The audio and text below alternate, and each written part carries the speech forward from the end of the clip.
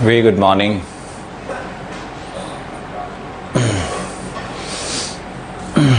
आज मैंने आर्मी का ड्रेस पहना है। Good morning sir, Deepika, Sarvesh Kumar, Mansi Jaiswal, Deepak Kumar, very good morning.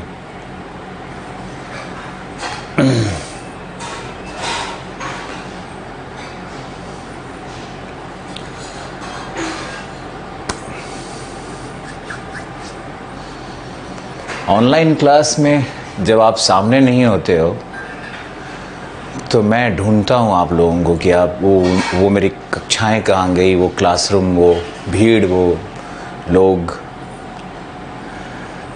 खाली दीवालों को पढ़ाना। लेकिन इसका एक लाभ भी है। Atul Sharma, Alisha, Paramjit, I am getting all your messages. आप लोग का फ़ोटो भी आना चाहिए, मुझे कम से कम देख तो पाए कि अभिजीत कौन है, शर्मिला कौन है, जितेंद्र कौन है। Looking handsome and cool sir, O my God, thank you. कोई लिखता है कि सर आपकी आवाज़ तो रेडियो जॉकी जैसी है। अरे भाई, हमारी आवाज़, गला खराब हो रहा है मेरा, सर्दी लग रही है। प्रदुम्न कुमार, हर्षित निरंजन, अमित कुमार, हाँ ये हुई ना बात। अब सब लोगों का एसएमएस आ रहा है तो मुझे लग रहा है कि सब लोग जुड़े हुए हो, सब लोग साथ में हो। Surjit Singh Thakur, yes sir, agree. Sound नहीं आ रही है, oh my god Abhijit, sound नहीं आ रही है। शुरू हो गया फिर आज। अगर आज कुछ ऐसा गड़बड़ हुआ तो आज छोड़ा नहीं जाएगा लोगों को। साउंड नहीं आ रही है। मैं पूछता हूं कि साउंड आ रही है या नहीं आ रही है। एक मिनट रुको।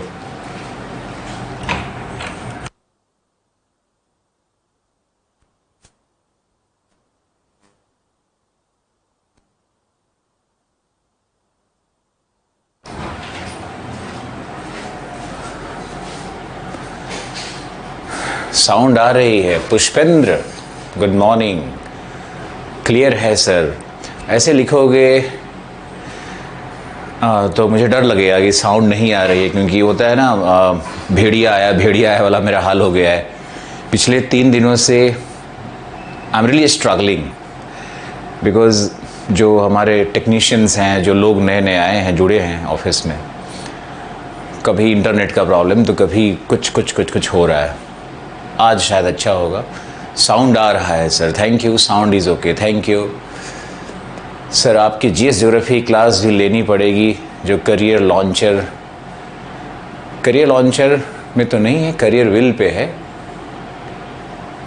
My side sound is okay sir, Jitendra. Okay guys, अब हम लोग शुरू करते हैं और एक छोटा सा समरी देते हैं आपको पहले कि हिंदी माध्यम के जो मेरे छात्र हैं उनके विषय में बहुत कुछ कहा जाता है।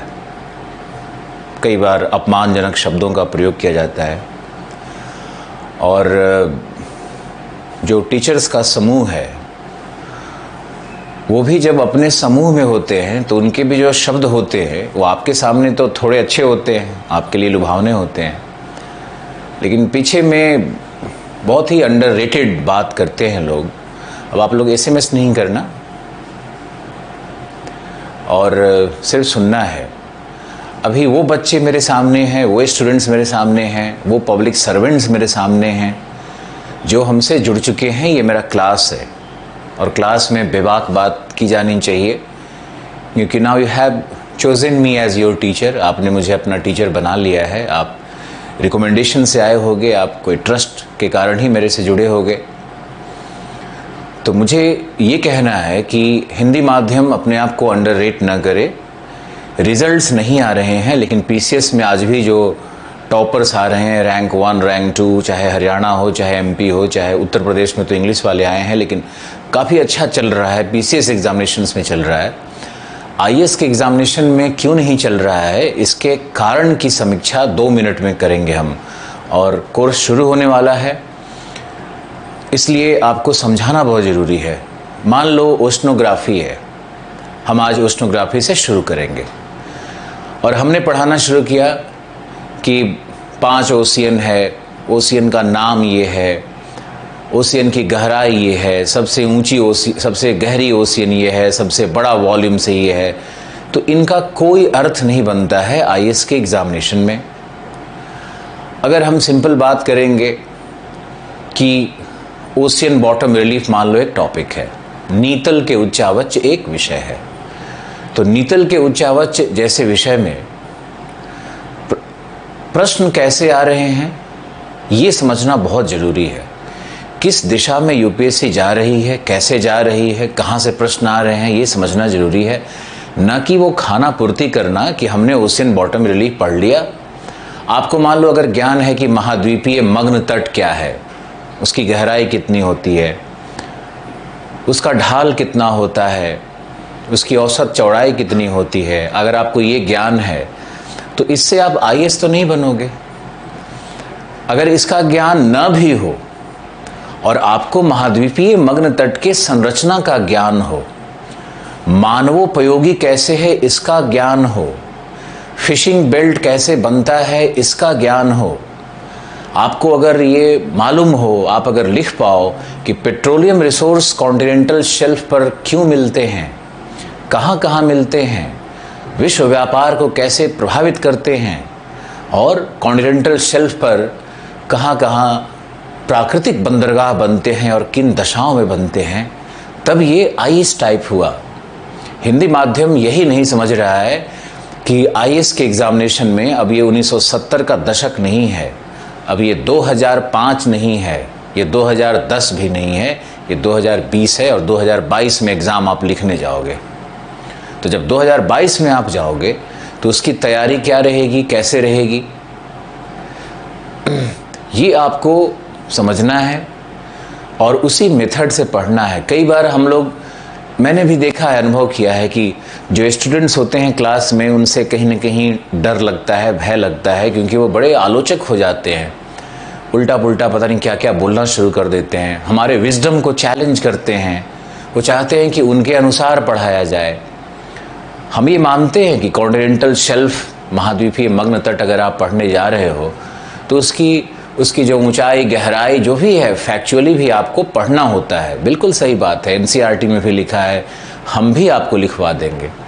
लेकिन इतनी जानकारी से आपका क्या होना है, कोई भविष्य तो नहीं बनने वाला है ना। मान लो कि ओशियन करंट है, बहुत अच्छा रहेगा कि सिलेबस का एनालिसिस हम लोग पहले कर लें और सिलेबस में जो अंतर्निहित बातें हैं, जो हमारा ज्योग्राफी में अप्रोच होना चाहिए, जो हमारी ज्योग्राफी में दिशा होनी चाहिए, इस पर एक डिस्कशन पहले ही कर ले। तो आप भी जब किताबों में जाओगे, बुकलेट में जाओगे, इंटरनेट पे सर्फ करोगे, तो आपको भी लगेगा कि नहीं, सर ने जो दिशा बताई है उस दिशा में मुझे जाना है, मुझे फैक्ट्स का संग्रहण नहीं करना है। तथ्यों का संग्रहण करके क्या मिलेगा, कौन से प्रश्न तथ्य पर पूछे जा रहे हैं। आप देखो कि इस बार भी जीएस आईएएस में ज्योग्राफी से जो प्रश्न पूछे गए हैं, हमसे पूछोगे तो ज्योग्राफी से लगभग 35 प्रश्न पूछे गए हैं, क्योंकि हम लोग कभी भी इन्वायरमेंट और एग्रीकल्चर को ज्योग्राफी से अलग करके नहीं देख सकते। ये कोचिंग वाले देखते हैं जिनको ज्योग्राफी से ईर्ष्या होती है, क्योंकि ज्योग्राफी के डोमेन को वो समझते नहीं हैं। जब इन्वायरमेंटल साइंस जैसा कोई ग्रेजुएशन में विषय है ही नहीं, जब एग्रीकल्चर साइंस जैसा कोई सामान्य यूनिवर्सिटीज़ में विषय पढ़ाए ही नहीं जाते हैं, तो यूपीएससी कभी भी एग्रीकल्चर साइंस से और इन्वायरमेंटल साइंस से कभी प्रश्न नहीं पूछ सकती, क्योंकि उसने अपने गजेटियर में डिक्लेयर कर रखा है कि उसका जो ग्रेजुएशन लेवल का, जो यूनिवर्सिटी का एग्जामिनेशन का पैटर्न है, जो यूजीसी का पैटर्न है, ग्रेजुएट लेवल का एग्जामिनेशन है ना ये। तो ग्रेजुएशन में कहाँ होता है ये इन्वायरमेंटल साइंस और एग्रीकल्चरल साइंस, वो तो कोई ना कोई स्पेशलाइज्ड यूनिवर्सिटी का कोई एक पार्टिकुलर कोर्स है। इसका मतलब यही है कि ज्योग्राफी के ही वो प्रश्न होते हैं, लेकिन ये व्यापार जगत में उसको लोग अलग कर देते हैं। हम लोग अलग नहीं करेंगे, हम लोग now we are a family, हम लोग एक परिवार हैं, हम लोग जो भी लोग जुड़े हमसे हैं, हम लोग अपनी दिशा में चलेंगे, अपना काम करेंगे, और बाकी दुनिया क्या कह रही है उस पर कान न डालो तो शायद ज़्यादा अच्छा है। दुनिया क्या करती है कि दूसरे के घर में कैसे आग लग जाए, दूसरे के घर में कैसे खुशियाँ ख़त्म हो जाए, उस पर बहुत काम करती है ये दुनिया। और दूसरे के घर में अगर दुखद समाचार आ रहा है, तब इस व्यक्ति को खुशी होती है कि अच्छा उसके यहाँ पीड़ा है, उसके यहाँ झगड़ा हो रहा है, तब ये लोग जाएंगे पंचायत करने के लिए कि हाँ अच्छा ऐसा हो गया, ओहो अरे अरे अरे मेरा बड़ा बुरा हुआ भैया आपका तो। और अंदर में वो खुश हो रहे हैं। कभी देखो ना उनकी खुशी अंदर वाली। कौन तुम्हारे दुख में दुखी होता है? कोई नहीं होता है। दुख तो शेयर करने का चीज़ ही नहीं है। कभी भी अपने दुख को, अपने जो भी तुम्हारी जो समस्याएं हैं उसको शेयर नहीं करना चाहिए, उससे खुद सॉल्यूशन निकालना चाहिए। बहुत सारे चैलेंजेस आते हैं मेरे ज़िंदगी में। आप लोगों को लगता होगा कि सक्सेसफुल व्यक्ति हैं, बिल्कुल सक्सेसफुल है। बहुत लोगों को लगता होगा रिसोर्सफुल है, बिल्कुल है, मेहनत से किया हुआ है। आप भी करोगे, आपको भी मिलेगा। लेकिन उसमें भी बहुत चैलेंजेस आता है। जितना आप रिसोर्सफुल बनते हो, जितना आप फेमस होते हो, उतना ही चैलेंजेस बढ़ जाता है, उतने ही आपके आलोचक और निरर्थक लोग आपके आसपास बढ़ने लगते हैं। आपके शोषण करने वाले लोग बढ़ जाते हैं, आपके पैरासाइट्स, आपके परपोसी लोग बढ़ जाते हैं। आपका ही खून चूसेंगे, आप ही को गाली देंगे और आगे बढ़ जाएंगे वो। तो इस तरह की एक सामान्य व्यक्ति मान लो कोई है तो उसको तो कोई फर्क नहीं पड़ता है, उसका तो ऐसा कोई परपोसी तो आसपास आएंगे नहीं, पैरासाइट्स तो उसके पास होते नहीं हैं। हम लोगों के पास बहुत सारे पैरासाइट्स होते हैं, तो भी उसमें बच करके, खुश रह करके, काम करके, अच्छा काम करके लाइफ को आगे बढ़ाना पड़ता है। तो आप लोगों से इसलिए हम शेयर करते हैं कि आप लोग भी उस उम्र में हो जहाँ पर आप बहुत मैच्योर हो गए हो, और अब तो ग्रेजुएशन भी ख़त्म है, अब ज़िंदगी को आगे जीना है। और मुझे नहीं लगता है कि कोई भी व्यक्ति अगर 22 साल का है या 25 साल का है तो ये एक ऐसा उम्र होता है जब इंसान को बहुत ही अपने सबसे पावरफुल स्टेज में हो, आप सबसे हाईएस्ट एनर्जी लेवल पे आप हो। आप जितना एनर्जी होगा, इकोसिस्टम का लॉ है, उतना ही इंट्रोपी भी होता है। नहीं तो जितना एनर्जी है उतना ही इंट्रोपी भी है। इंट्रोपी मतलब विसंगतियाँ, उतना ही डिसऑर्डर है, डिग्री ऑफ डिसऑर्डर भी उतना ही होता है। तो आपके थॉट प्रोसेस में भी उतना ही डिसऑर्डर होता है। कहीं से भी आप कोई बहुत कभी भी आपको लगेगा कि आप निष्कर्ष पे पहुंचने में बड़ी दिक्कत होती है आपकी उम्र में, डिसीजन लेने में बड़ी दिक्कत होती है आपकी उम्र में। लेकिन इसी उम्र में जो लड़का, जो स्टूडेंट, जो लड़की डिसाइड करती है, निर्णय लेती है और अपने समस्याओं से, अपने घबराहट से, अपने संशय से, अपने क्रोध से, अपने जुगुप्सा से, जो इंसान के दुर्गुण है जो हमारे अंदर में है, उससे अगर वो लड़ता है, बड़ा बन जाता है वो और बहुत अच्छा करता है वो। कई बार आप इनसे लड़ते हो लेकिन आपको पता नहीं चलता है कि आप इनसे वास्तव में लड़े हो, कि पता ही नहीं चलता है इंसान को कि आप कैसे लड़े थे इन चीज़ों से। खैर, हम बस ये कहना चाहते हैं कि सिलेबस में पहले ही विश्लेषण कर लेते हैं, सिलेबस की बात पहले ही समझ लेते हैं, और जब हम लोग सिलेबस को अच्छी तरह से समझ लेंगे, इसके बाद किस दिशा में जाना है वो निर्धारित करेंगे। ऑब्वियसली वो निर्धारण तो मेरा ही होगा, दिशा निर्देश मेरा ही होगा। आपको सिर्फ सुनना है और काम करना है। देखो, मान लो एक एग्जांपल लेते हैं ओशियन करंट का। तो अगर ओशियन करंट की हम बात करेंगे तो ओशियन करंट में ट्रेडिशनल क्वेश्चन क्या होगा, पीसीएस वाले क्वेश्चन क्या होंगे, समुद्री धाराओं का वर्गीकरण करें या उनके उत्पत्ति के कारणों का विश्लेषण करें या उनके मिश्रण से मत्स्य क्षेत्र कैसे बनते हैं, उनके क्या आर्थिक लाभ है। ये ट्रेडिशनल क्वेश्चंस हो गया। जो नए क्वेश्चंस हैं वो क्या होंगे, डेंसिटी करंट क्या है, थर्मोहेलाइन सर्कुलेशंस क्या है, सैलिनिटी के अंतर से, लवणता के अंतर से किस प्रकार की धाराएं उत्पन्न होती है, कोई विशिष्ट उदाहरण दें। क्लाइमेट चेंज, ग्लोबल वार्मिंग के परिप्रेक्ष्य में समुद्री धाराओं में कैसे परिवर्तन हो रहा है। एमॉक क्या है, AMOC, अटलांटिक मेरीडियोनल ओशियन करंट। तो ये एमॉक क्या है, ये सब न्यूज़पेपर में बिल्कुल बना हुआ रहता है। एमॉक क्या है, थर्मोहेलाइन सर्कुलेशन क्या है, डेंसिटी करंट क्या है। तो सैलिनिटी के डिफरेंस से करंट्स कैसे उत्पन्न होते हैं, ये जो प्रश्न होते हैं, या ओशियन करंट कैसे मैरीन इकोसिस्टम को प्रभावित करता है, ओशियन करंट कैसे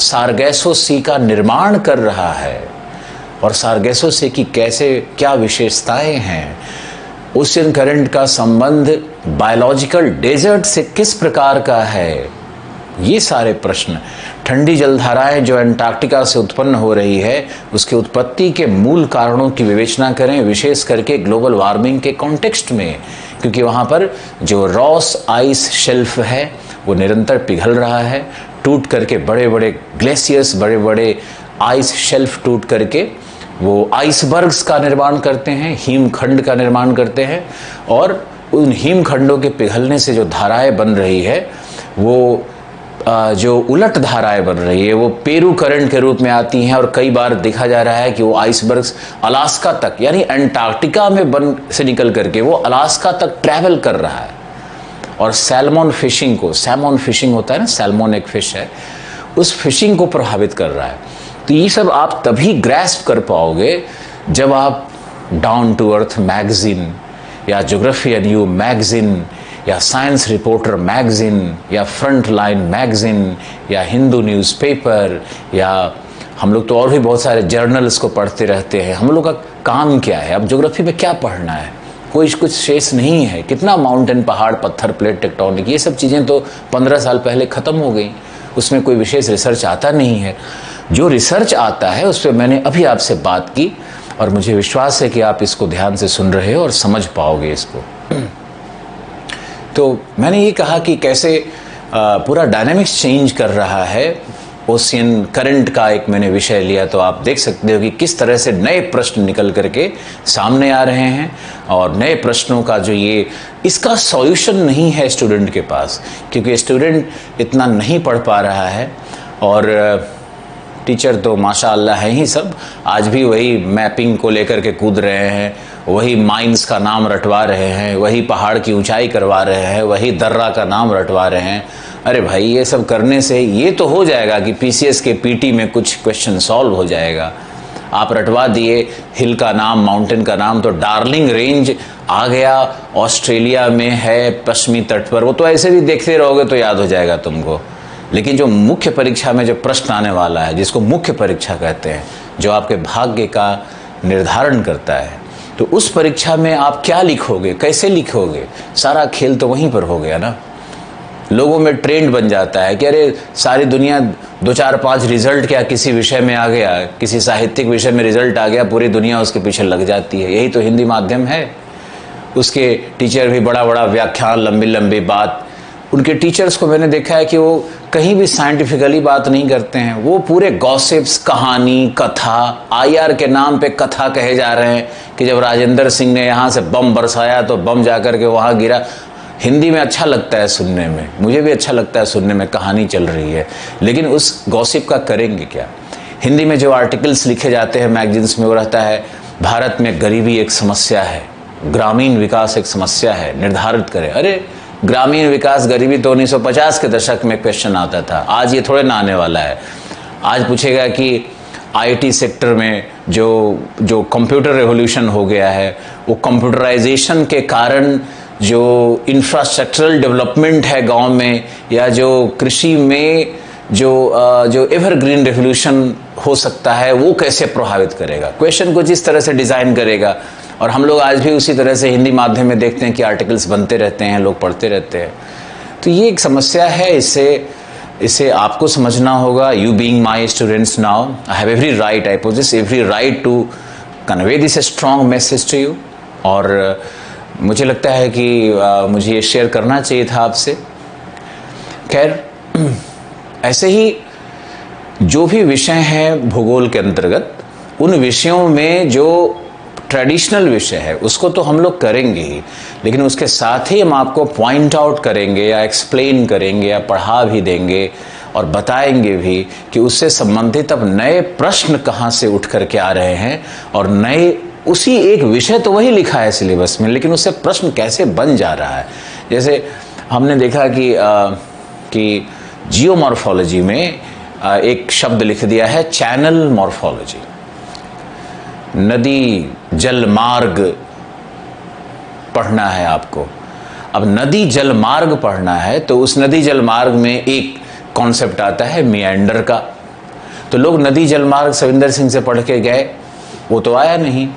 मिएंडर कुछ लोग पढ़ करके गए, वो आया नहीं। अब मिएंडर का प्रकार होता है इंसाइज्ड मिएंडर, कर्तित मिएंडर, कर्तित विसर्प, और इनग्रोन मिएंडर।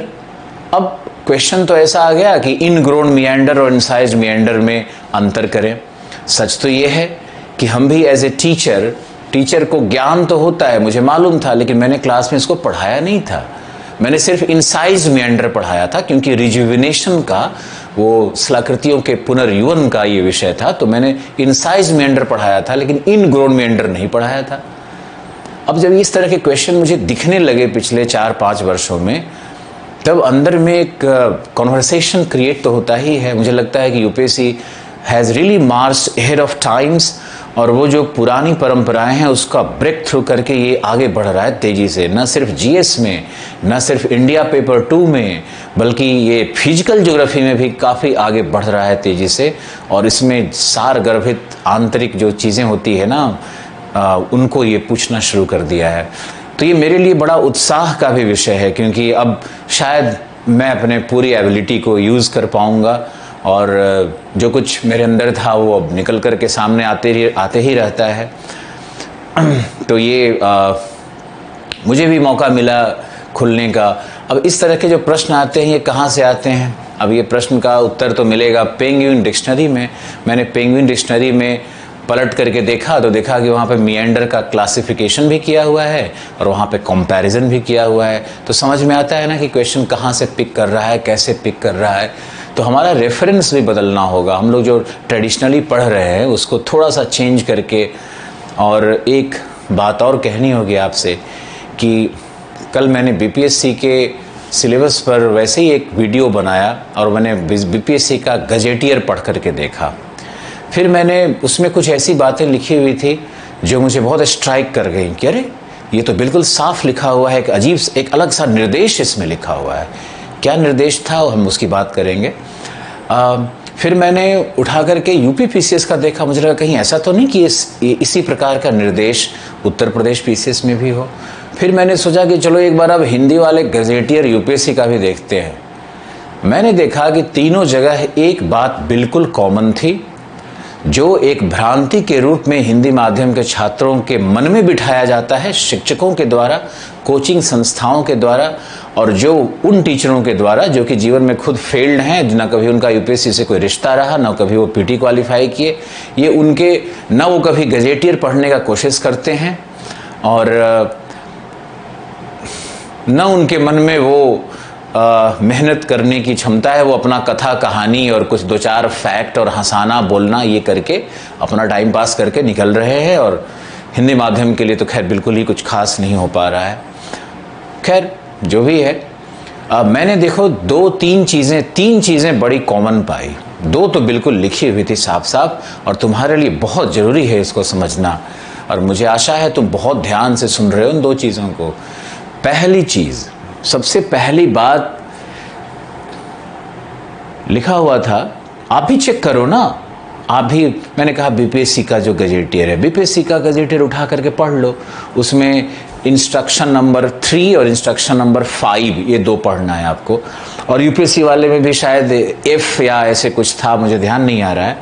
उसमें लिखा हुआ है कि जो भी टेक्निकल शब्द हैं, जो भी टेक्निकल वाक्यांश हैं, शब्द वाक्यांश, जो भी टेक्निकल या किसी का स्टेटमेंट है, किसी का कथन है, किसी का, जैसे मान लो according to Mahatma Gandhi, according to Upanishads, according to Nehru, Tagore, according to JS Mill, according to Davis, इस तरह का जो कथन है उसका इंग्लिश में लिखने की पूरी फ्रीडम है।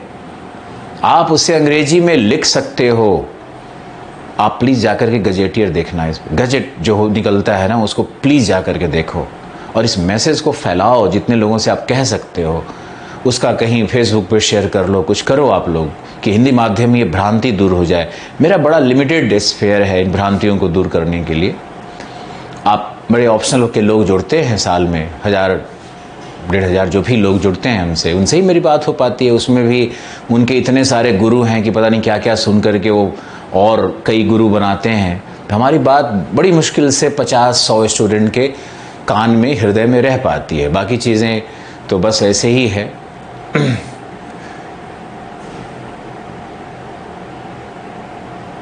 अभी हिंदी माध्यम में हर्षित हम वही बात ही कर रहे हैं। आप मेरे स्टूडेंट सब बन गए हो ना, तो अब मुझे तो बहुत गहराई से और इमोशनली बात करना होगा, समझाना होगा। हम ये सब बात कभी वर्कशॉप में नहीं करते हैं और करने का कोई मतलब ही नहीं है, क्योंकि कई लोग मुझे बोलेंगे कि अरे दूसरे टीचरों के बारे में बोलता है, बहुत तरह की राजनीतिकरण होने लगती है। खैर, ये सब आप लोग बुद्धिमान हो और ज्योग्राफी में जो स्टूडेंट जुड़ते हैं उनका अच्छा बैकग्राउंड होता है, मुझे मालूम है। नहीं तो कोई लड़का ज्योग्राफी लेता ही नहीं है, वो तो फिर तो समाज शास्त्र और हिंदी साहित्य में भीड़ जो लगी रहती है ना, वही असली भीड़ है कि लोग वीडियो दिखा करके और 10-10 हज़ार बच्चों को पढ़ा दे रहे हैं। क्या है उन 10 हज़ार बच्चों का भविष्य? कितना बढ़िया एक डेटा मैंने आप लोगों को दिया कि हिंदी साहित्य से 40,000 बच्चे हिंदी साहित्य को लेकर के ऑप्शनल और पीटी में अपीयर करते हैं। उनका ऑप्शनल पहले से फिक्स रहता है कि हम हिंदी साहित्य हैं। 40,000 में 280 लड़का क्वालिफाई करता है पीटी में, और ज्योग्राफी में देखोगे तो 3,000 बच्चा क्वालिफाई करता है। तो ये तो बहुत बड़ा अंतर है कि पीटी ही नहीं होना है, उनका भविष्य वहीं पे ख़त्म हो चुका होता है। ऑप्शनल में 10 नंबर 20 नंबर एक्स्ट्रा आने से इतना कोई फ़ायदा नहीं है। और जितने लोग हिंदी साहित्य से अच्छा किए हैं उनका तुम बैकग्राउंड देखोगे तो ज्योग्राफी उनका ज़रूर रहा था। मान लो आशुतोष राय 6 रैंक लाया, उसने लिखा कि हिंदी साहित्य मेरा ऑप्शनल था। अरे भाई, वो मेरा स्टूडेंट था, उसने ज्योग्राफी से तैयारी की है 5 साल, तो उसका जीएस बैकग्राउंड सब तगड़ा हो गया ना। और हमारे संरक्षण में था तो ऑब्वियसली उसकी भाषा बहुत तगड़ी होगी, उसका फ़ायदा उसको मिलता है। सीधे कोई हिंदी साहित्य लेकर करके दिखा दे, ये संभव नहीं है। मान लो कि मोहित राणा है, उसका भी हिंदी साहित्य था रैंक 1, तो उसका ज्योग्राफी भी तो है, मेरा भी तो स्टूडेंट है। जीएस में भी तो, निबंध में भी, इंटरव्यू में भी, सब जगह तो मदद किया होगा ना उसका। तो हम लोग ये काउंट करना भूल जाते हैं कि एक्चुअल क्या है। अब ये बात तो एक बहुत बड़ा सच है, जो कि अगर कहा जाए पब्लिकली या कहीं भी तो बहुत लोगों को तो बहुत तूफान सा मच जाएगा। लोग आएंगे, अपना जस्टिफिकेशन देंगे, अपनी बात करेंगे, भला बुरा कहेंगे। यही तो परंपरा बन गई है ना हिंदी माध्यम की। तुम लोग मेरे स्टूडेंट हैं, तुम लोगों को कान नाक आँख बिल्कुल बंद करना है, नहीं सुनना है। अपनी बुद्धि का सुनो, गजेटियर देखो, यूपीएससी के वेबसाइट्स पे जाओ, अच्छी इन्फॉर्मेशंस लो, कुछ वेबसाइट से कनेक्ट हो जाओ, जैसे मान लो isbaba.com है या फिर इनसाइट का है। अच्छी जगह पे कनेक्ट हो जाओ, अच्छे लोगों से चैट करो, बात करो, दुनिया बदलो।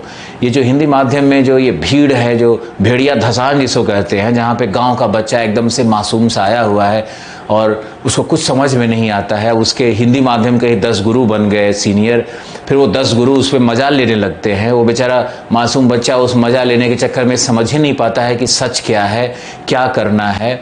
उसको ये पता ही नहीं है कि जो उसके सीनियर हैं, जो उसके गाइड बने हुए हैं, वो लोग सब दलाल बन चुके हैं और मुखर्जी नगर में पैसा कलेक्ट करके इसको गाली देना, उसको सही कहना, यही सब करने का धंधा यहाँ पे चल रहा है। उन लोगों को ये भी नहीं पता होता कि कोचिंग वाले जो बहुत बड़ा बड़ा बैनर बना लिए हैं, वो प्रॉपर्टी डीलर को पैसा देते हैं, बुक शॉप्स वाले को पैसा देते हैं ताकि उनका कैंपेन यहाँ पर हो। तो ये सब बहुत भीषण चक्र में आकर के हिंदी माध्यम का बच्चा फंस जाता है। मुझे लगता है कि ऑनलाइन चलो अच्छा है कि उस भीड़ से, उस मक्कारी से, उस ये जो चलता है शोर यहाँ पर जो उठता है, उससे बहुत दूर आप हो। और बहुत अच्छा है कि अपना मोबाइल में आप तैयारी कर रहे हो। और मुझे बड़ी शांति है कि कमरे में बैठ करके और हम आराम से एक टी शर्ट पहन करके क्लास ले रहे हैं, आपके साथ जुड़े हुए हैं। मैंने उस गजेटियर के आधार पर 3 बातें बिल्कुल स्पष्ट देखी और मैंने आपको पहले ही कहा कि आप इंग्लिश के शब्द, वाक्यांश और स्टेटमेंट तीनों का प्रयोग कर सकते हो। तो लोग कहते हैं, आपके मुखर्जी नगर के टीचर कहें कि अरे नहीं, अंग्रेजी शब्द का प्रयोग नहीं करो, देवनागरी भाषा का प्रयोग करो। अगर प्लेट थर्मोहेलाइन लिखना है तो थर्मोहेलाइन देवनागरी में लिखो। मैं इन गधों को क्या कहूँ, इन मूर्खों को क्या कहा जाए। कि आप लोग क्यों बच्चों से ये करवा रहे हो, क्यों उसका भविष्य खराब कर रहे हो। और बच्चों को मजा आता है क्योंकि ये बच्चे डरते हैं कि THERMO ये लिखने में इनका हालत खराब होता है और सपना देखते हैं कि हम IAS बनेंगे। वाह, इनको 4 शब्द अंग्रेजी सीखनी नहीं है, इनको IAS बनना है। और इनको अंग्रेजी से क्रांतिकारी बने हुए हैं ये हिंदू नहीं पढ़ेंगे अखबार, ये अंग्रेजी का 2 पन्ना लिखना नहीं चाहेंगे। PT क्वालिफाई करने के बाद 1500 लोग क्वालिफाइंग इंग्लिश में फेल कर जाएंगे, CSET में कॉम्प्रिहेंशन सॉल्व नहीं होगा और कहेंगे कि हिंदी माध्यम का रिजल्ट क्यों नहीं आता है। सर, हिंदी माध्यम के लिए UPSC का ये सबसे महान एरा था जब राजनाथ सिंह होम मिनिस्टर थे, जब मोदी जैसे और शाह जैसे व्यक्ति हिंदी को राष्ट्रभाषा डिक्लेयर करने पे तुले हुए थे। वो तो साउथ इंडिया में इसका विद्रोह हो गया, नहीं तो आज हिंदी भारत की मुख्य भाषा बना दी होती। ये जो हमारे जो गुजरात के 2 भाई हैं, अब ये मत कहो कि हम समर्थक हैं, हम हिंदी के समर्थक हैं, व्यक्ति के नहीं। तो जो हिंदी का समर्थन करेगा मेरी माँ हिंदी की प्रोफेसर है यार, बचपन से दिनकर का कविता सुनकर के हम लोग पैदा लिए। हिंदी भाषा इतनी शुद्ध और सशक्त और संस्कृतनिष्ठ है, मेरी है। आपको लिखवाएंगे, आपको समझ में आएगा। तो आपको ये समझना होगा कि हिंदी से असीम प्यार, हिंदी से मेरा जो अनंत प्यार है, उसका एक जेनेटिक कारण भी है और उसका एक आध्यात्मिक कारण भी है। माता से पुत्र का रिलेशनशिप क्या होता है? आध्यात्मिक होता है। तो ये सब रिलेशनशिप है, हम सब समझते हैं इन बातों को। लेकिन अब ये प्रश्न है कि आवाज़ दब जाती है कहीं ना कहीं हमारी, और लोग गजेटियर तक पहुंचना नहीं चाहते हैं, हिंदी माध्यम के छात्र। तो कैसे होगा बताओ? सच को खुद से न ढूंढ करके अपने किसी और लोगों से ढूंढ रहे हो। तो तुम अगर किसी मूर्ख से पूछोगे तो क्या बताएगा तुमको वो? क्यों ना खुद ही तुम सबल बनो और खुद ही गजेटियर को उठाना शुरू कर दो। और मैंने कहा ना कि BPSC का जो सिंपल सा इंटरनेट पे उपलब्ध है उसको भी देखना है। लिखा है उसमें कि आप अंग्रेजी शब्दों का, वाक्यांशों का प्रयोग करो, अंग्रेजी के अल्फ़ाबेट का प्रयोग करो। तो आप लोग ज्योग्राफी में इस समस्या से जूझते हो, इसलिए इस पॉइंट को हम उठा रहे हैं बार बार। हम इसलिए कह रहे हैं क्योंकि ज्योग्राफी एक क्वासी साइंस है, एक अर्ध विज्ञान है। और अर्ध विज्ञान अगर विषय होगा तो उसमें कहीं न कहीं इन शब्दों का, साइंटिफिक शब्दों का प्रयोग किया जाता है और उसमें टेक्निकल टर्म्स आएंगे। उसको हिंदी में मत लिखना। जो प्रोफेसर्स हैं, जो UPSC के प्रोफेसर्स हैं, वो यूनिवर्सिटी से ही आते हैं। हिंदी के लिए कोई अलग से प्रोफेसर नहीं बुलाया जाता, वो बाइलिंगुअल प्रोफेसर्स होते हैं। जैसे हम बाइलिंगुअल हैं मान लो, या doctor Savinder Singh, with all highest respect to him, वो भी एक बाइलिंगुअल टीचर है। उनका मूल अंग्रेजी ही था रिसर्च करने का। DS लाल मूल अंग्रेजी है लेकिन बाइलिंगुअल टीचर थे। तो ऐसे शिक्षकों को बुलाया जाता है कमीशन के द्वारा जो आपके हिंदी के पेपर को देखते हैं। आप टीचर लोग, मुखर्जी नगर का ऐसे कहता है जैसे अंग्रेजी का शब्द तुम लिख दोगे तो जो एग्जामिनर है वो नंबर काट लेगा। अरे मैंने सुना है ये बातें होती हुई क्लास में। बाहर बैठे रहते थे GS के हॉल में, लोग गरज रहे होते थे कि नंबर काट लेते हैं। नंबर क्यों काटेगा भाई? वो तो आपको नंबर देगा। आप बाइलिंगुअल टीचर है, प्रोफेसर है, इंग्लिश में रिसर्च किया हुआ व्यक्ति है, डॉक्टर सविंदर सिंह ही है।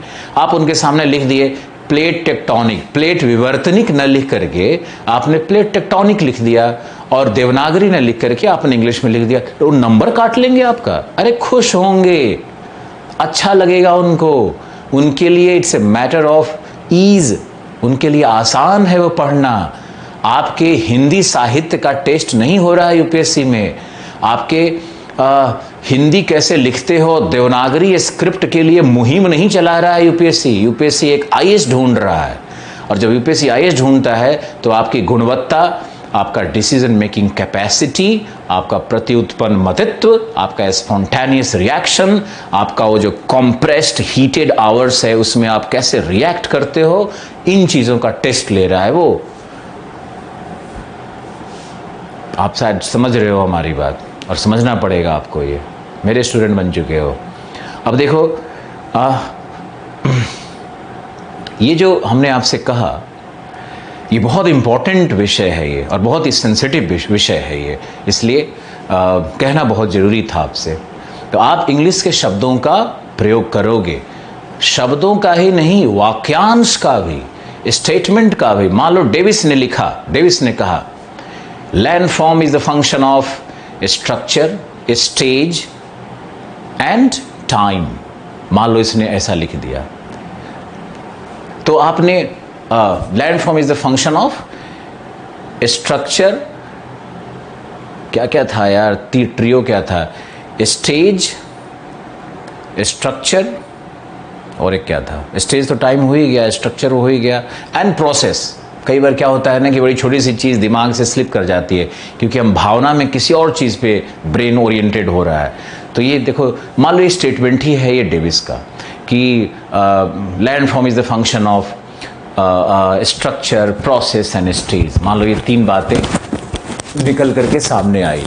तो ये जो डेविस का ट्रायो है, इसको अगर आप इंग्लिश में लिख दोगे तो क्या नंबर काट लेगा? बिल्कुल नहीं काटेगा, बिल्कुल नहीं काटेगा। और आप कॉन्फिडेंटली इसको लिखो और इस तरह के स्टेटमेंट्स को आप लिखो, कुछ नहीं होगा। दूसरा निर्देश जो बहुत इंपॉर्टेंट है, दूसरा निर्देश ये है कि जो भ्रांतियां हैं उसको दूर करनी है मुझे। दूसरा निर्देश ये है कि भाषा कैसी हो हिंदी में, भाषा कैसी लिखी जाए। तो आपको ये समझना होगा कि बीपीएससी वाले ही गजेट में मैंने देखा, फिर उसको कंफर्म किया यूपी पीसीएस वाले में और यूपीएससी वाले में भी। तो बीपीएससी वाले गजेट में मैंने देखा कि लिखा हुआ है कि आपकी भाषा संक्षिप्त, सूक्ष्म और अभिव्यक्ति, मतलब सूक्ष्म अभिव्यक्ति वाली होनी चाहिए। मुझे वो सारे शब्द याद नहीं आ रहे हैं एक्चुअली। यानी उसका मतलब था कि सारगर्भित, संस्कृत निष्ठ और समास युक्त शब्दों का प्रयोग करना बहुत जरूरी है। और ये बात हम कई वर्षों से लगातार हिंदी माध्यम को कह रहे हैं कि आप लोग हिंदुस्तानी भाषा का प्रयोग नहीं करो, आप लोग अखबारी भाषा का प्रयोग नहीं करो, लंबी लंबी जो भाषण युक्त पोएटिक लैंग्वेजेस है उसका प्रयोग नहीं करो। आपको शुद्ध हिंदी का प्रयोग करना है, संस्कृत निष्ठ हिंदी का प्रयोग करना है। आपको बहुत ही सारगर्भित लिखना है और उसके लिए संस्कृत के शब्दावलियों का प्रयोग करना, समास और संधि युक्त शब्दों का प्रयोग करना बहुत ही आवश्यक है। लोग कहते हैं, हमारे जो टीचर हैं ये कहते हैं सरल करो, सरल लिखो, बहुत सरल करो। अरे क्या सरल करो? यूपीएससी क्या निर्देश दे रही है? बीपीएससी के गजेट में क्या लिखा हुआ है? वो तो नहीं लिख रहा है कि सरल शब्दों का प्रयोग करो। आप क्यों बच्चों को कह रहे हो कि सरल शब्दों का प्रयोग करो? क्या आप किसी बोर्ड और कमीशन से ऊपर की चीज हो? इन टीचर्स ने कभी ये पढ़ा ही नहीं, कभी ये देखा ही नहीं, देखा ही नहीं है कि वास्तव में यूपीएससी का या पीसीएस एग्जामिनेशंस का निर्देश क्या है। ये निर्देश भी नहीं पढ़े हैं। तो आप जो हमारे हमसे जुड़े हुए लोग हो अभी, इनको ये समझना होगा कि हम लोग उन शब्दावलियों का प्रयोग करेंगे जो सारगर्भित, संस्कृत निष्ठ और बिल्कुल अभिव्यक्ति से पूर्ण शब्द होते हैं। जैसे हम लोग धरती के सतह पर जो आकृतियां बनती है ऐसे नहीं लिखेंगे। हम लोग लिखेंगे भूदृश्य पर जो स्थलाकृतियों का निर्माण होता है। ये जो अभिव्यक्ति है ना, यही आपको इंग्लिश माध्यम से बराबरी का मौका देगी। हिंदी माध्यम के लोग तभी इंग्लिश माध्यम के लोगों से बराबरी करते हैं। इंग्लिश में कोई नहीं लिखता है कि the surface has some uneven surface so it has landforms development. अरे ऐसे कोई लिखता है क्या? सब लिखता है कि landscape is the function of endogenetic and exogenetic forces. कभी आप हमारी इंग्लिश की भी कोई 1-2 क्लास लेकर के देखो, वीडियोस देखो, तो आप देखोगे वहाँ पे अंग्रेजी की भाषा कैसे निकल रही है, क्या बोल रहे हैं, किन शब्दों का प्रयोग कर रहे हैं। हिंदी में भी आप ऐसे ही फॉलो करके देखो। तो ये एक समझने वाली बात है कि हम लोग यूपीएससी और बीपीएससी के निर्देश का भी पालन नहीं करते हैं, और नहीं करने का जो फल है, जो परिणाम है, वो आपके सामने है। तो हमने 2 बातें कही। पहला, आप इंग्लिश के शब्दावलियों का, वाक्यांशों का, कथनों का प्रयोग करो, कोई अपराध नहीं है। इंग्लिश के सिलेबल्स का, इंग्लिश के अल्फ़ाबेट्स का, इंग्लिश के स्क्रिप्ट का प्रयोग करो, कोई नुकसान नहीं है। अगर आप लिख रहे हो डेविस के अनुसार तो डेविस, अरे भाई तुम डेविस लिख सकते हो ना, DAVIS भी लिख सकते हो, कोई प्रॉब्लम नहीं है, और उसको अंडरलाइन कर दो, अच्छा लगेगा। दूसरा मैंने कहा कि भाषा आपकी कैसी होनी चाहिए। आपकी भाषा अखबारी नहीं, हिंदुस्तानी नहीं। अब जैसे कुछ लोग कहते हैं जहां तक सवाल है भारत के प्रजातंत्र का, अब इस मूर्ख को देखिए, ये कौन सी हिंदी है जहां तक सवाल है। इस बात के मद्देनजर, क्या मद्देनजर, दर्दे जिगर, ये क्या लिखते हैं आप लोग। आंसर राइटिंग में बहुत सारे लड़के लड़कियां मुझे दिखाने आते हैं, हम कुछ नहीं बोल पाते उनसे। मुझे पता है कि उसको अगर पॉइंट आउट करोगे तो ये लड़का लड़की तुम्हारा ही आलोचना करेगा, तुम्ही को खा जाएगा, क्योंकि इसके 5 गुरु और भी तो हैं, और 5 गुरुओं ने सिखाया हुआ है कॉमन चीज, बेटा सरल करो। बेटा तो सरल करने के चक्कर में ही इतना सरल हो गया कि वो क्या बताएं आपको, सड़ गया बेचारा वो सरल करते करते। अरे अच्छे टीचर का गुण ये है कि वो बच्चों के हिंदी को, उसकी भाषा को भी लिफ्ट करे, उसको और सुदृढ़ बनाए, उसको अभिव्यक्तिपूर्ण बनाए, उसको कम शब्दों में, संक्षिप्त शब्दों में बड़ी बड़ी बातों को लिखने का आदत डलवाए। उसका आंसर राइटिंग जब चेक करे तो उसमें जो बेफजूल शब्द होते हैं, जो निरर्थक शब्द होते हैं, जो सिर्फ जोड़ने तोड़ने वाले शब्द होते हैं, जैसे जहां तक प्रश्न है भारत के प्रजातंत्र का, प्रजातंत्र एक जनता का, ये जो लैंग्वेज है क्या है यार, ये इससे कैसे आईएएस कोई बन सकता है। इतने कम शब्दों में उत्तर लिखनी होती है यूपीएससी में, इतना कम स्पेस होता है, तो आप कभी नहीं कर पाओगे। आप समझो इन चीज़ों को। तो मैंने 2 निर्देश दिए आपको। पहला, इंग्लिश के शब्दावलियों का प्रयोग करना है। दूसरा, आपकी भाषा साहित्यिक नहीं होनी चाहिए, अखबारी नहीं होनी चाहिए। आपकी भाषा सुदृढ़, अभिव्यक्तिपूर्ण, संक्षिप्त, संस्कृतनिष्ठ और सशक्त होनी चाहिए। 2 निर्देश मैंने बीपीएससी के गजेटियर को पढ़ करके आपको फॉरवर्ड किया। तीसरा, कि जो हमारा सिलेबस होता है पीटी का, जो पीटी का सिलेबस होता है, उस पीटी के सिलेबस के नाम पे इतना कूड़ा करकट पढ़ाना, बच्चा पागल हो गया है, स्टूडेंट सब दिशाविहीन हो गया है। अगर आप मेंस में जो भी सिलेबस लिखा हुआ है उसका अगर अच्छा कवरेज करते हो, उसी के आधार पर आप पीटी की तैयारी करते हो, तो आपके पीटी का 80% भाग, और एनसीईआरटी को बहुत अच्छे से पढ़ते हो तो आपका 80% भाग बिल्कुल हो जाता है। और 80% बहुत बड़ा चीज़ है भाई। क्वालिफाई करने के लिए तो 60% ही बहुत बड़ी चीज़ है। 80 तो बहुत ज़्यादा हो गया। 60% का कोई व्यक्ति अगर कोई कवरेज कर पाता है, तो हम कई बार आईएएस के रैंकर्स का इंटरव्यू भी सुनते रहते हैं, बहुत इंस्पिरेशनल लगता है मुझे। रैंक 1, रैंक 2, रैंक 3 सबका इंटरव्यू आजकल नेट में मिलता है। लोग यही कहते हैं, जो ईमानदार छात्र यही कहता है कि मैंने तो बस 2-4 किताबों को बहुत अच्छे से पढ़ा था, और जब एग्जामिनेशन हॉल में गया था तो मेंस में 60% प्रश्न मुझे आ रहे थे, 50% ही आ रहे थे। 50% मैंने कन्विक्शन से लिखा, 50% में बाकी 25% मैंने गेस करके लिखा, और 25% मैंने क्या लिखा वो जोड़ तोड़ करके किसी तरह लिख दिया। यही तो स्टेटमेंट आता है। कितना ईमानदार स्टेटमेंट है ये, सत्य के धरातल पर है। तो आप भी अपने आप से जब एक्सपेक्ट करने लगते हो ना कि 100 में 100 क्यों नहीं आ रहा है, सब क्यों नहीं हम लिख पा रहे हैं, तो ये बहुत दुखद स्थिति है। आप कभी नहीं लिख पाओगे, कितना भी ज्ञान अर्जित कर लो आप नहीं कर पाओगे। आप क्यों नहीं समझते इस बात को। आप अगर 50-60% आपकी तैयारी हो जाती है, इतने भी प्रश्न अगर आप पकड़ लेते हो, तो ये एक अद्भुत संयोग है। आपके आईएएस बनने का पूरा ये योगफल बन रहा है। ये तो आप लोग 100% के चक्कर में बर्बाद हो रहे हो। लोग बताते भी हैं। अच्छा, कोचिंग वाले क्या करते हैं? कोचिंग वाले क्या करते हैं कि जो सबसे कठिन 5 प्रश्न आया था उसी को लेकर के और घुमाते रहते हैं, भय उत्पन्न करते हैं। जो जोन ऑफ इम्पॉसिबिलिटीज है, जो जहां पे जो इम्पॉसिबल जोन है, मेरे लिए भी एक टीचर के लिए भी इम्पॉसिबल जोन है कि वहाँ टीचर लाख पढ़ा हो लेकिन फिर भी कुछ प्रश्न ऐसे होते हैं जहाँ पे वो जाकर के सॉल्व नहीं कर पाता है। तो जोन ऑफ इम्पॉसिबिलिटीज़ होता है। उसी जोन ऑफ इम्पॉसिबिलिटीज़ को, मान लो कि पीटी का क्वेश्चन आ गया, तुम टीचर को तो सॉल्व नहीं कर पाएगा, मैं बता रहा हूँ आपको, और वो सॉल्व नहीं कर पाएगा, लेकिन वही रात को बैठ के इंटरनेट पे रिसर्च मार के अगले दिन वो शेर बन के वीडियो बनाने के लिए खड़ा है और लोगों को अपना दिखा रहा है, या फिर क्लास में जाकर के स्टाइल से बैठा हुआ है कि हम तो बिल्कुल सब समझ रहे थे, हमारे ही नोट से आया है। ये तो स्टूडेंट को इम्प्रेस करने के लिए लोग करते रहते हैं, सच तो बोलते नहीं है। सच तो ये है कि भाई साहब आपको भी नहीं आ रहा है और आपने पढ़ करके और निकाल करके मटेरियल को समझ करके, आपके 3 चेले बैठ करके निकाले, आप पढ़ लिए, फिर आप आए भाषण देने के लिए। ये तो सच है। ये सच्चाई अगर स्टूडेंट को मालूम हो जाए या स्टूडेंट समझे इस बात को, तो कितनी अच्छी बात हो जाएगी। उसको ये कॉन्फिडेंस आएगा ना कि जब हम किसी की आलोचना नहीं कर रहे, उसको ये कॉन्फिडेंस आएगा कि जब हमारे गुरुजी भी 60-70% कर पा रहे हैं और हम भी 50-55 कर रहे हैं, तो बहुत अच्छी दशा में है। कॉन्फिडेंस आना चाहिए बच्चों को कि हाँ नहीं हम भी कॉन्फिडेंट, अरे हम भी तो इतना कर ही पा रहे हैं, हो जाएगा। इसका मतलब है, इसका मतलब ये है कि ह्यूमैनली ये पॉसिबल नहीं है कि आप 100 के 100 प्रश्नों को जानो और समझो।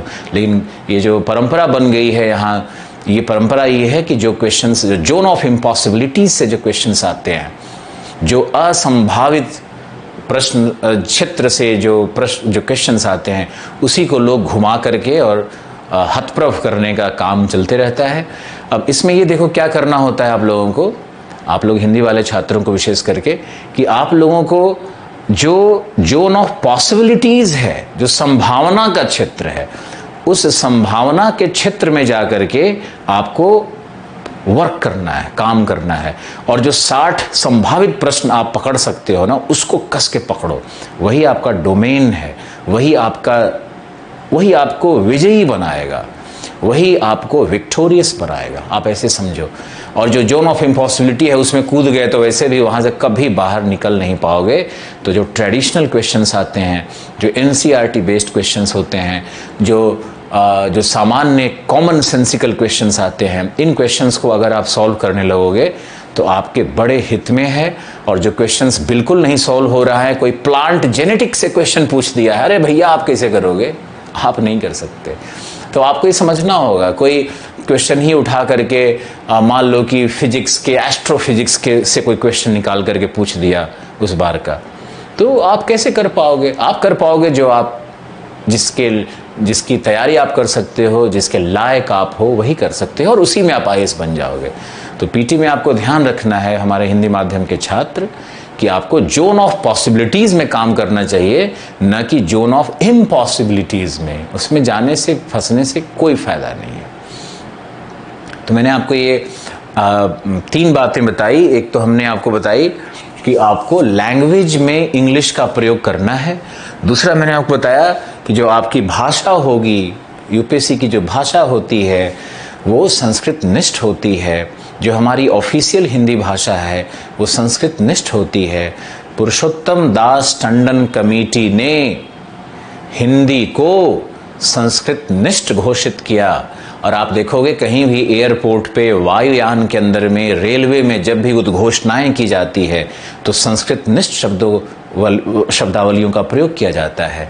आप जब भी देखोगे कि ट्रांसलेशन होता है, तो जब भी ट्रांसलेशन होता है तो जो ट्रांसलेशन का जो शब्द होता है, या यूपीएससी में सीसेट में जो कॉम्प्रिहेंशंस आते हैं, उसके जो ट्रांसलेटेड फॉर्म आते हैं, वो कहाँ हिंदुस्तानी भाषा में रहता है, वो कहाँ सरल किया हुआ रहता है, वो कहाँ अखबारी भाषा होती है, वो कहाँ बोलचाल वाली भाषा होती है।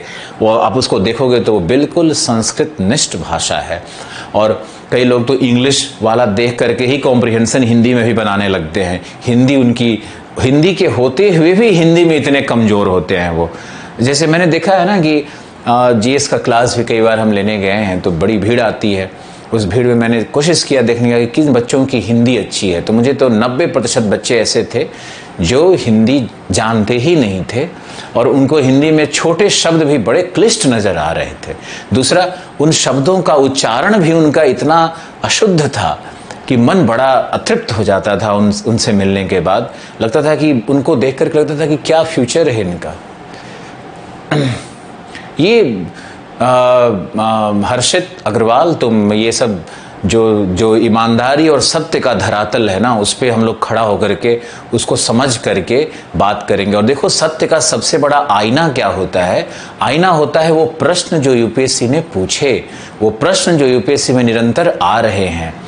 और उसके डिज़ाइन को समझ लोगे, उसके यूपीएससी के जो ट्रेंड्स हैं उसको समझ लोगे, तो आपके लिए मार्ग बड़ा उचित हो जाएगा।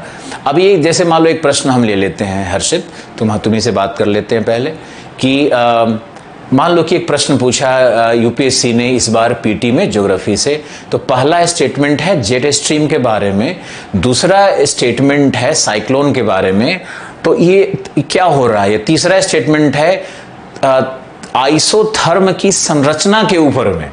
अब ये बताओ कि यूपीएससी क्या कर रही है। पहले क्या था यूपीएससी कि जेट स्ट्रीम से संबंधित 4 पॉइंट देकर के पूछता था कि पहले पूछता था कि जेट स्ट्रीम क्या है, जेट स्ट्रीम से पूछता था उसकी ऊंचाई। अब उसके बाद क्या हुआ कि जेट स्ट्रीम से संबंधित कुछ और बातें 4 पॉइंट। अब क्या कर रहा है कि जेट स्ट्रीम और साइक्लोन और आइसोथर्म अलग अलग 3-4 कॉन्सेप्ट्स को एक साथ क्लब करके सॉल्यूशन पूछ रहा है ना आपसे। यानी अगर आप किसी एक विषय को पढ़ रहे हो, 2 छोड़ दे रहे हो, 5 पढ़ रहे हो, 2 छोड़ दे रहे हो, तब भी आपका नुकसान होगा।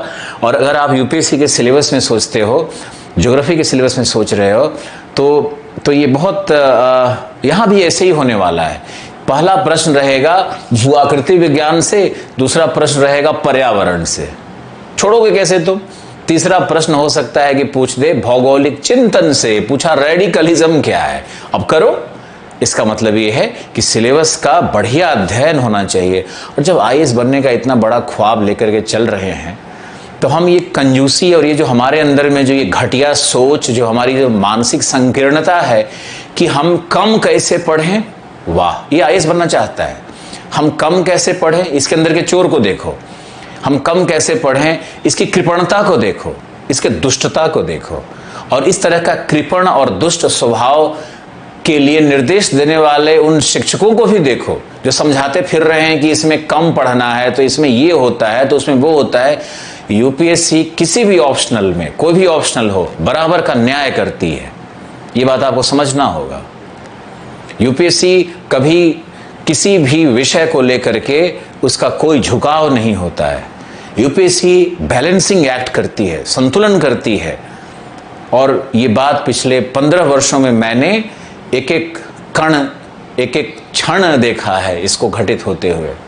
तो ये इतना बड़ा सच है। यूपीएससी के जो चेयरमैन थे या जो लोग रहे, वो मेरे सानिध्य में भी रहे, बड़े बड़े प्रोफेसर रहे। के शर्मा राजस्थान अजमेर में ज्योग्राफी के प्रोफेसर थे, मुझे बहुत मानते थे। वो आरपीएससी के भी वो रहे, मेंबर रहे, या इस तरह के लोग हैं। तो इन लोगों से संपर्कता जब होती है, के शर्मा जी थे राजस्थान पीसीएस के चेयरमैन, उनके साथ मुझे एक भाषण देने का भी मौका मिला। मैंने तो उनको कहा भी कि आपने राजस्थान के बच्चों का भविष्य खराब कर दिया। अगर आप यूपीएससी के ही सिलेबस पे राजस्थान का सिलेबस बनाओगे, तो आपके बच्चे आईएएस भी क्वालिफाई करेंगे और पीसीएस में भी आएंगे। ये स्ट्रेटजी आपकी होनी चाहिए। वो बोले अरे नहीं, बच्चों को दोनों तरफ पढ़ना चाहिए। अब क्या कहें, बड़े थे, लेकिन फिर भी मैंने उनसे ये बात जरूर रखी थी। खैर, ये तो जो भी है, मुझे ये विश्वास है कि आप लोग नए ढंग से शुरुआत करोगे और बिल्कुल हमारी बातों को तभी सुनोगे जब आपकी अंतरात्मा भी इसको मानने लगे। और हमारी बातों की सत्यता को परखने के लिए आप बिल्कुल ओपन रहो। और जहाँ भी हम कुछ निर्देश देते हैं या समझाते हैं, उसकी सत्यनिष्ठा, उसमें कितना नैतिकता है और उसमें उसका सच क्या है, वो आपको जाकर के देखना पड़ेगा।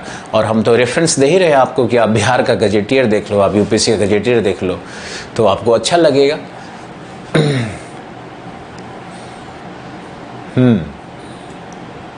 ओके, निर्देश तो आपको ये मानना पड़ेगा। आज के क्लास में या शुरू के क्लास में थोड़ा बच्चों को तो निर्देश देना पड़ता है, उनके लिए ओरिएंटेशन बहुत ज़रूरी है। आपका जो पहले का सोच आपके अंदर में है यूपीएससी को लेकर के, उसको धीरे धीरे उसको साफ करना बहुत ज़रूरी है। जो आप पहले से समझते रहते हो कि मुझे ये करना होगा, मुझे वो करना होगा, जो आपके सीनियर्स ने, आपके माता पिता ने भी वहम की वजह से, उनको तो कुछ नहीं पता है लेकिन फिर भी वो कुछ ना कुछ बोलते हैं क्योंकि माता पिता हैं। आपके बड़े भाई को कुछ नहीं मालूम है लेकिन फिर भी 5 निर्देश देंगे, क्यों? क्योंकि वो आपकी उम्र में बड़े हैं। तो हमारे यहाँ लोग वयोवृद्ध को बड़ा ज्ञानी मानते हैं, लेकिन सत्य क्या है कि ज्ञान वृद्ध वयोवृद्ध से भी महान होता है। तो आपको ये ध्यान रखना है कि जो वयोवृद्ध लोग हैं उनका सम्मान करिए, पैर छू लीजिए, उनके प्रति बहुत अच्छा भाव रखिए, लेकिन कोई आवश्यकता नहीं है कि आप बिल्कुल उनकी बातों का अक्षरशः पालन करें, क्योंकि जो वो व्यक्ति हैं, चाहे हमारे माता पिता हों, बड़े भाई हों, हमारे कुछ पुराने गुरुजन भी हों, वो अपने अच्छी बातों को कहने की कोशिश करते हैं, उन बातों को जो उन्होंने अपने जीवन में 40 साल पहले अनुभव किया। हमारे भी माता पिता हैं, हमारे माता पिता भी 1970-80 के दशक में ही जीते हैं। आज भी उनको लगता है कि 1980 का दशक चल रहा है, और 1980 के दशक में जीने के कारण हमारा उनसे कई बार बहुत बड़ी चीज़ों पे मतभेद भी होने लगता है। आंतरिक अंदर में फील होता है कि ये लोग समझ नहीं पा रहे हैं कि मैं क्या सोचता हूँ, मैं कैसे चलना चाहता हूँ। होता है, ये सबका होता है। तो उस कन्फ्लिक्ट का निष्कर्ष यही होता है कि आप उनकी हर बात को सुनिए, उनका पैर छू के प्रणाम करिए, गले लगिए, लेकिन उसके बाद आपको जो करना है आप करिए। आप जनरेशन आपका अलग है, दुनिया बहुत फास्ट निकल के बदल चुकी है और बहुत तेज़ी से आगे बढ़ रही है, तो आपको ये सब करना होगा। खैर एनीवेज, अब हम लोग ओशनोग्राफी पे काम करते हैं, और ओशनोग्राफी पे क्या पढ़ना है, ओशनोग्राफी है क्या, ओशनोग्राफी में कौन कौन से नए विषय कौन से आएंगे, सिलेबस में बिटवीन द लाइंस क्या होगा, सिलेबस में बिटवीन द लाइंस क्या पढ़ना होगा। जैसे हमने कहा, थर्मो अलाइन सर्कुलेशन सिलेबस में दिख ही नहीं रहा है, डेंसिटी करंट दिख ही नहीं रहा है। तो ये जो बिटवीन द लाइंस होता है ना, ये बहुत इंपॉर्टेंट है सिलेबस का। अभी हम बस 1 मिनट का ब्रेक लेंगे, शायद हमारे पास ब्रेक नहीं लेंगे क्योंकि हमारे पास वाटर बॉटल है, हम पानी पी लेते हैं।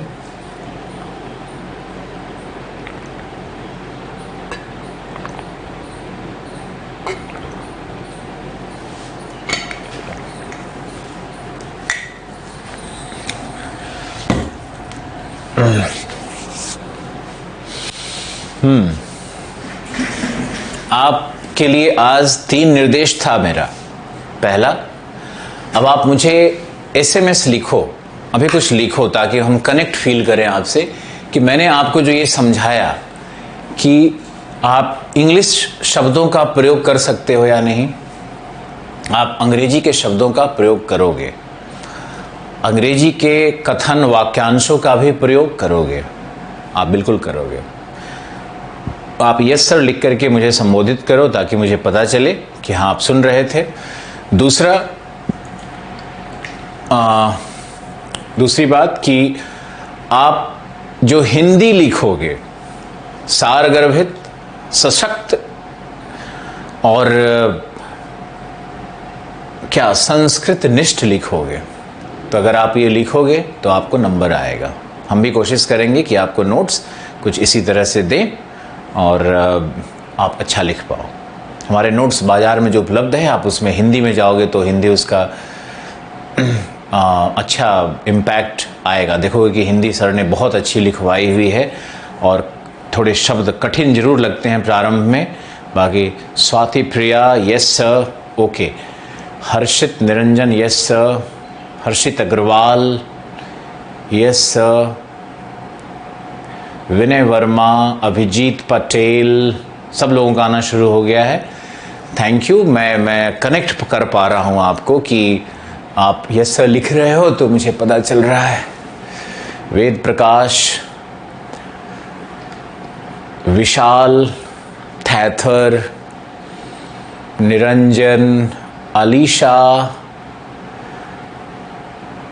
आपकी तो बहुत बड़ी जिम्मेदारी है आईएएस बनने की। क्यों हम कह रहे हैं, हम किसी दिन आपसे बात करेंगे, क्योंकि हम जिस समाज में जीते हैं वहाँ आपकी बहुत ज़रूरत है।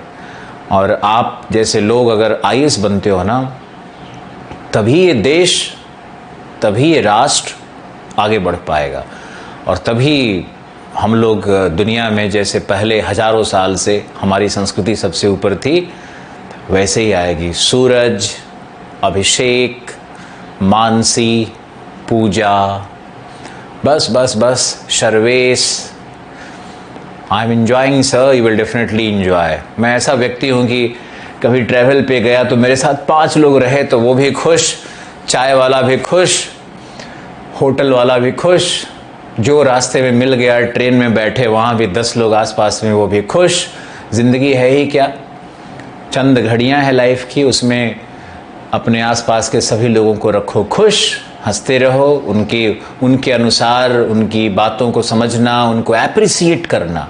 तुम अगर दुनिया, एक गुण अगर तुम सीख लो ना, एक गुण सीख लो बस ज़िंदगी में, कि हमें दूसरों की तारीफ करनी है, अनकंडीशनल तारीफ करनी है। कोई मेरा करे ना करे कोई बात नहीं है, अनकंडीशनल तारीफ करनी है, सबकी तारीफ करो। सुबह उठो और माँ को बोलो, माँ तुम कितने सुंदर लग रही हो, वो भी खुश, सबको बोलो। तो ये बहुत अच्छी प्रक्रिया है। और कोमल मिश्रा, थैंक यू, सबका आ रहा है।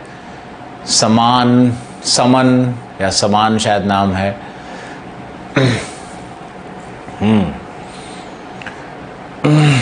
थैंक यू समन। बहुत सारे लोग जुड़े हुए हैं और सबका नाम लेना संभव नहीं है। ओके, अब हम लोग चलते हैं ओशनोग्राफी के ऊपर में। आज का जो ये सेशन था 1 घंटे का, ये तो पिछले 2-3 दिन से डिसरप्शन चल रहा है और मुझे कई बार मेरे ही छात्रों ने बड़ा बदनाम किया है कि सर क्लास में इधर उधर की बात करते हैं। अरे इधर उधर की बात नहीं है, तुम्हारे लिए बात है। मेरा तो खुद ही टाइम ख़त्म हो जाता है ये बोलने में, और मुझे एक्स्ट्रा क्लास तो लेना ही पड़ता है ना, तो आप ऐसे समझो। लेकिन आपका पूरा जो आपको शेप अप करना है यार, आपको एक शेप देना है, आपके ब्रेन को एक शेप देना है।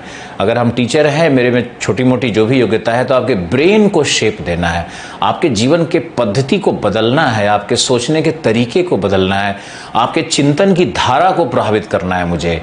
और जब ये सब कुछ घटित होने लगेगा, तब आपका जो व्यक्तित्व अंदर का है ना, जो ट्रांसफॉर्मेशन होगा, तब आप पढ़ोगे और आपका मेमोरी बहुत प्रोफाउंड होगा। प्रोफाउंड मेमोरी होना चाहिए इंसान का, कि वो जो पढ़ रहा है सब उसको याद होना चाहिए। प्रक्रिया है ये, टाइम लगता है, लगेगा 6 महीने 8 महीने की प्रक्रिया होगी है।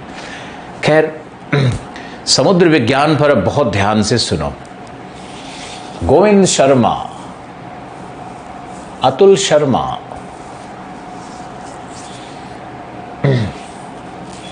ओके,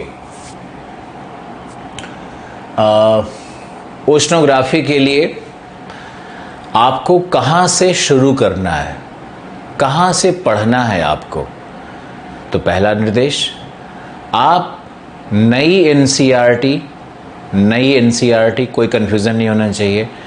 तो आप नई एनसीईआरटी का जो लास्ट चैप्टर है हाइड्रोस्फीयर, उस हाइड्रोस्फीयर चैप्टर को आप पढ़ोगे और उसमें जो भी तथ्य लिखे हुए हैं, जो भी बातें लिखी हुई है, उसको बड़े ध्यान से और शांति से पढ़नी चाहिए।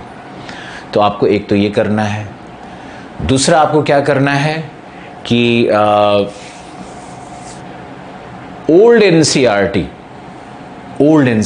2005 वाली एनसीईआरटी को ओल्ड एनसीईआरटी कहते हैं। तो इस ओल्ड एनसीईआरटी पे आपको जाना है और इस एनसीईआरटी में आपको क्या करना है कि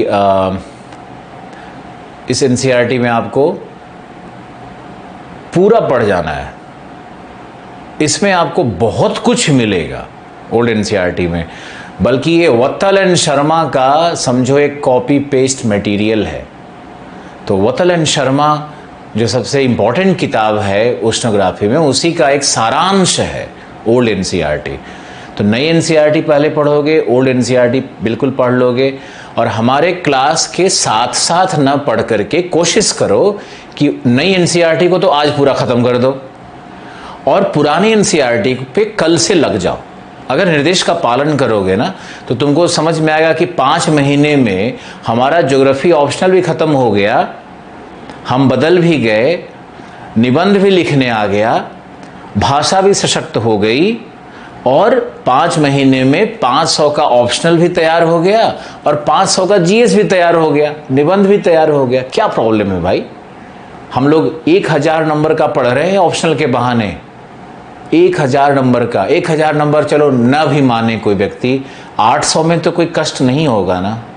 850, 900 का तो कवरेज पक्का देगा, और आधे का आधा इंटरव्यू का प्रश्न ज्योग्राफिकल होता है। कैसे होता है मैंने बात किया था, आप तक पहुंचा या नहीं पहुंचा मुझे मालूम नहीं। खैर, आप एनसीईआरटी से शुरू करोगे और एनसीईआरटी पे आप नोट्स नहीं बनाओगे, सुन लिया? नोट्स नहीं बनाओगे।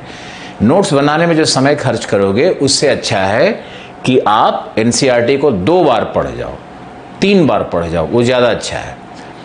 नोट्स बनाने लगोगे तो लगेगा कि हर शब्द ही इम्पॉर्टेंट है, हर बात ही इम्पॉर्टेंट है और हर बात को हम लिखें, तो ये संभव नहीं है ना। अब ये आपको आगे समझना है इस तरह से कि किताबें कौन सी लिए, कौन सी बुक्स लिए जाए, कौन से रेफरेंस बुक लिए जाए। तो reference book number 1 Savinder Singh, बिल्कुल नहीं ना। डीएस लाल का एक समुद्र विज्ञान पे एक किताब आती है, यस हाँ लेनी है। आप डीएस लाल वाली समुद्र विज्ञान ले सकते हो। एक किताब आती है जलवायु विज्ञान समुद्र विज्ञान, दोनों को कंबाइन करके आती है, तो वो भी आप ले सकते हो। दोनों किताबें एक साथ मिल जाएगी आपको, ये ले सकते हो आप। तीसरा संभव है कि वत्तल एंड शर्मा, तो ये जो वत्तल एंड शर्मा है ना, थैंक यू स्वाति प्रिया इतनी अच्छी बात लिखने के लिए। वत्तल एंड शर्मा जो एक किताब है, ये वत्तल एंड शर्मा को आप खरीद सकते हो, ले सकते हो आप। अब प्रश्न ये है कि भाई ये 3-4 किताबें आपने बता दी, इंग्लिश वाले होंगे तो हम तो ग्रांट ग्रॉस, कीथ एर्नेस्टो, लिeutenant टार, कई सारी किताबें आने लगती है। लेकिन जो मेरा जो अंतिम निर्देश होगा किताबों पे वो ये है कि कोई एक ले लो, या तो डीएस लाल ले लो या वत्तल एंड शर्मा ले लो। डीएस लाल सस्ता भी है, संक्षिप्त भी है, डीएस लाल ले लो।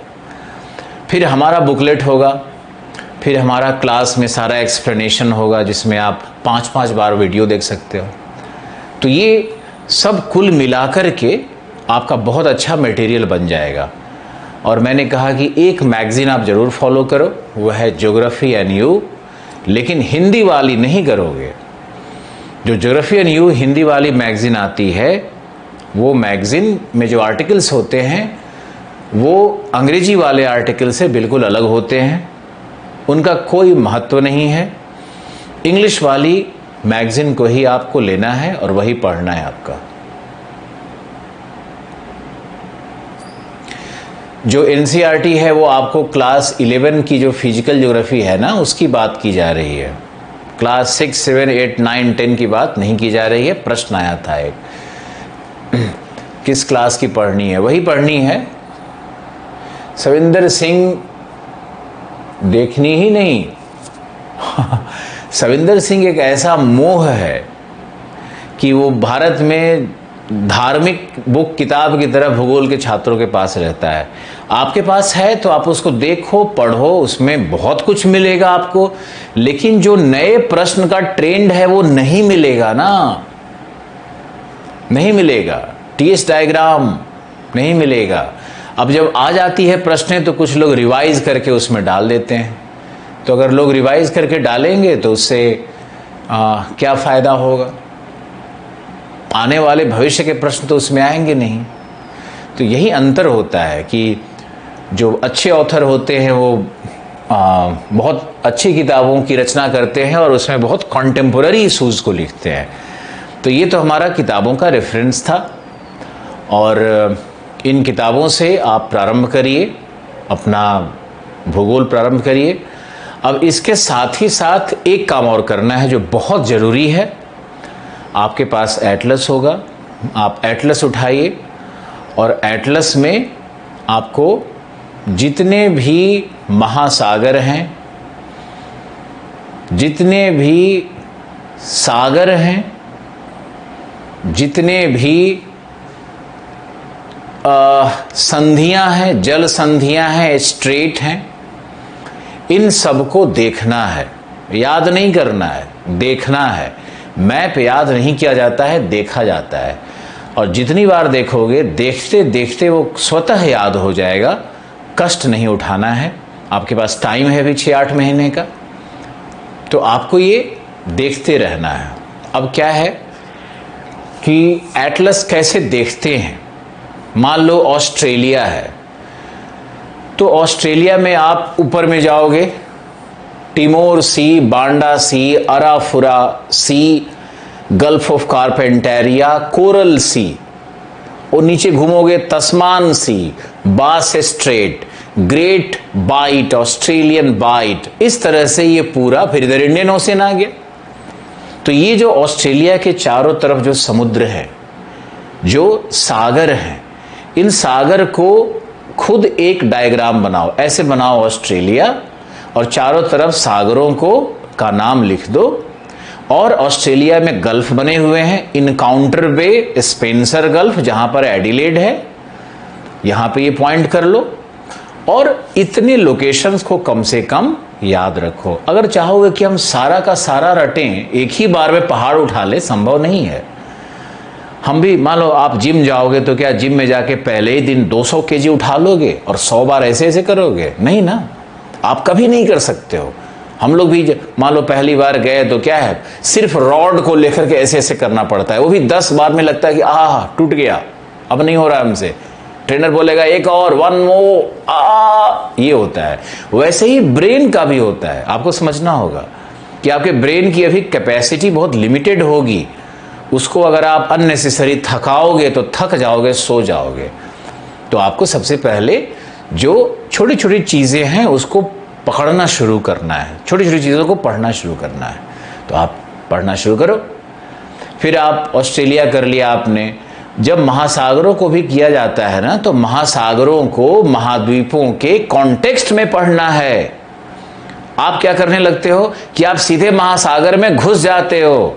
आप क्या करते हो, अटलांटिक में चले गए, अटलांटिक में ढूंढ रहे हैं। मुझे ये नहीं चाहिए, मुझे चाहिए कि अटलांटिक को अगर आप देख रहे हो तो आप नॉर्थ अमेरिका को आपने देखा, और नॉर्थ अमेरिका और ग्रीनलैंड के बीच में कौन सा स्ट्रेट है? डेविस स्ट्रेट है, नेयर्स स्ट्रेट है, बेफोर्ट सी है, हडसन बे है, जेम्स बे है उसके अंदर में। ऐसे देखो, कॉन्टिनेंट्स के कॉन्टेक्स्ट में देखो।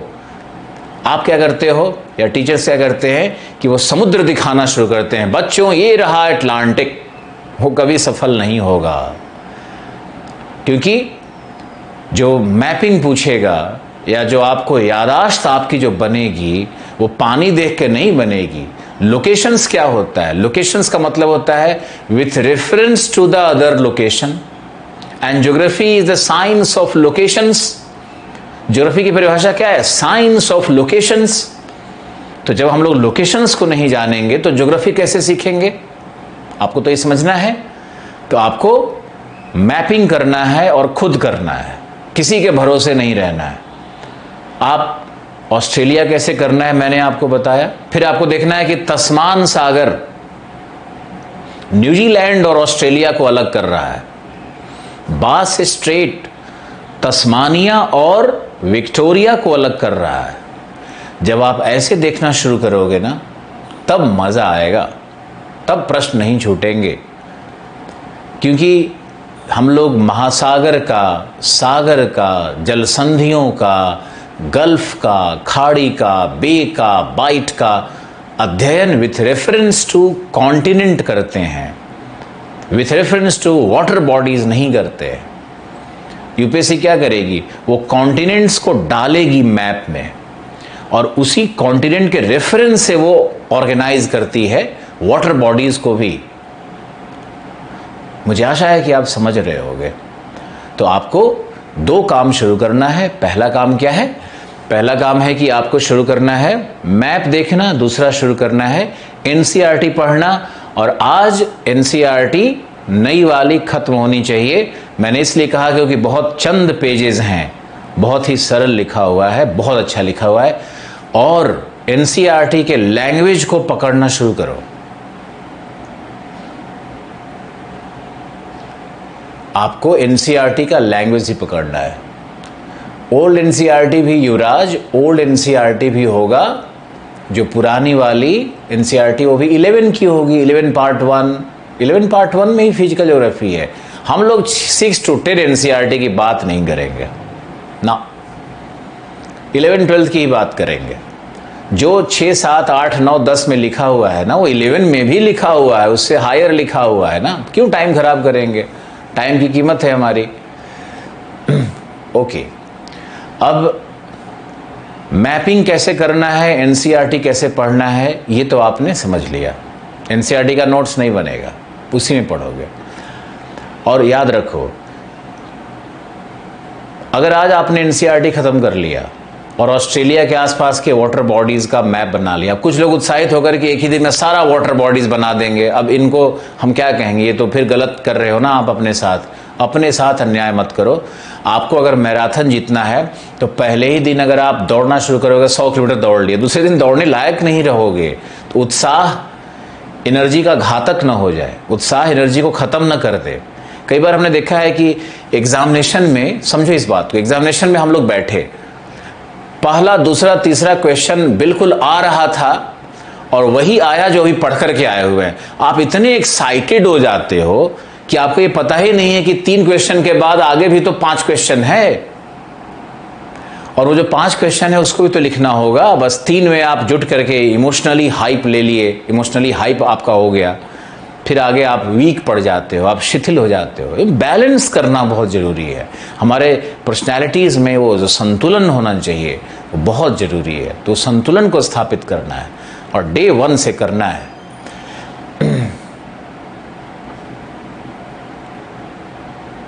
हाँ बिल्कुल जितेंद्र, सिर्फ हाइड्रोस्फीयर चैप्टर को ही करना है। सरस्वती भूगोल 11 एनसीईआरटी का विकल्प हो सकता है? बिल्कुल नहीं हो सकता है। क्यों ये सब रेफरेंस दे रहे हो? खुल्लर वाली सरस्वती पब्लिकेशन वाली जो किताब है उसमें अभी नहीं जाना है और शायद कभी न जाना पड़े, क्योंकि जब आप हायर क्लास ले रहे हो तो क्यों उसके चक्कर में पड़ रहे हो। एनसीईआरटी क्लासेस, आप ओशनोग्राफी रुको तो 10 दिन, एनसीईआरटी 10 दिन में आपको रियलाइज़ होगा कि आप ओशनोग्राफी के मास्टर बन चुके हो। 10 दिन के बाद हम लोग फिर बात करेंगे ना, फिर हम लोग आपस में बात करेंगे, फिर आप चैट करोगे, हमको बताओगे हाँ सर, थैंक यू सर, जो भी होगा करेंगे।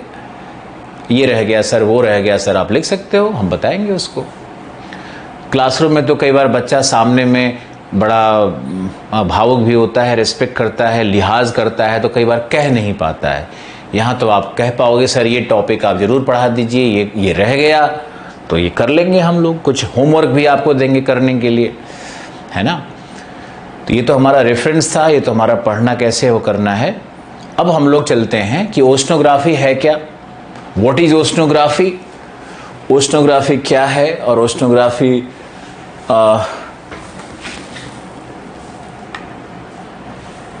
हमारा कहाँ चला गया, what is oceanography, nature and it's scope. इसको आप लिखो और कॉपी पेन ऑन करो। इसमें कुछ कुछ हम कहीं कहीं लिखवाएंगे, आंसर राइटिंग भी सिखाना है आपको, ऑप्शनल की क्लास है तो इसमें तो कहीं ना कहीं आपको लिखना पड़ेगा। हाँ 11 की ही देखना है एनसीईआरटी, बिल्कुल ओके। आप लिखो समुद्र विज्ञान क्या है, व्हाट इज ओशनोग्राफी। पहले एक शब्द था ओशनोलॉजी, अब हो गया है ओशनोग्राफी। तो ओशनोलॉजी और ओशनोग्राफी में क्या अंतर है, आप ये देखो कि ओशनोलॉजी में लोगोस शब्द है, ये लोगोस शब्द है। तो जब हम लोग लोगोस शब्द का मतलब क्या होता है, साइंस, बायोलॉजी, क्लाइमेटोलॉजी, है ना, जूलॉजी, जियोलॉजी, लोगोस मतलब साइंस। तो पहले ओशनोलॉजी था, यानी महासागर का साइंस। तो पहले जो परिभाषाएं थी वो थी, व्हाट इज ओशनोग्राफी में लिखा है कि oceanography is the science of the seas, सागरों का विज्ञान है। ओशनोग्राफी क्या है, साइंस ऑफ द सीज, यही आपको लिखना है। ओशनोग्राफी की परिभाषा है ये, ओशनोलॉजी की परिभाषा है ये। अब जो नए शब्द का प्रयोग चल रहा है वो क्या है, वो है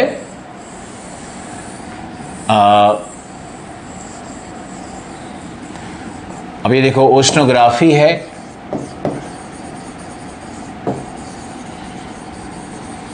ये ओशनोग्राफी है। इसमें है दो शब्द, ओशियन प्लस ग्राफिक्स या ग्राफिक। ग्राफिक मतलब आरेख। आरेख का मतलब क्या है कि महासागरों का अध्ययन आरेख के आधार पर, चित्रण के आधार पर।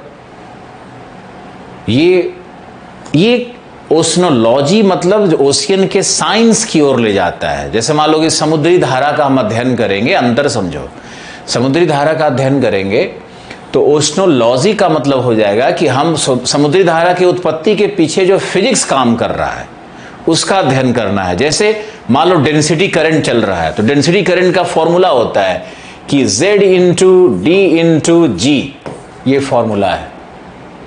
Density current is the function of Z यानी depth of water, D density of water, G gravity या एक्सेलरेशन ड्यू टू ग्रेविटी।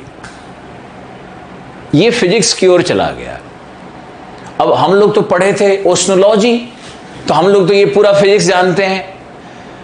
इसका हम लोग कहीं कहीं प्रयोग भी करेंगे, इसलिए क्योंकि जो पुराने प्रोफेसर हैं ना, उनको चमत्कृत करना होता है नंबर लेने के लिए, उनसे नंबर छीनना पड़ता है।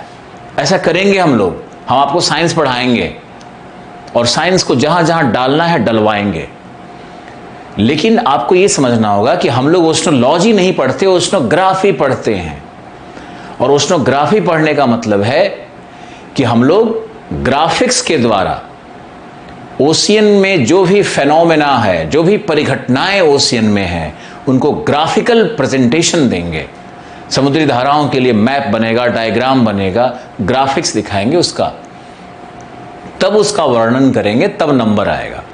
दूसरा, ओशनोग्राफी में जो प्रश्न आएंगे वो प्रश्न को कनेक्ट करना होता है मानव से, क्योंकि भूगोल क्या है? Geography is the study of the surface of the earth as a home of Mankind.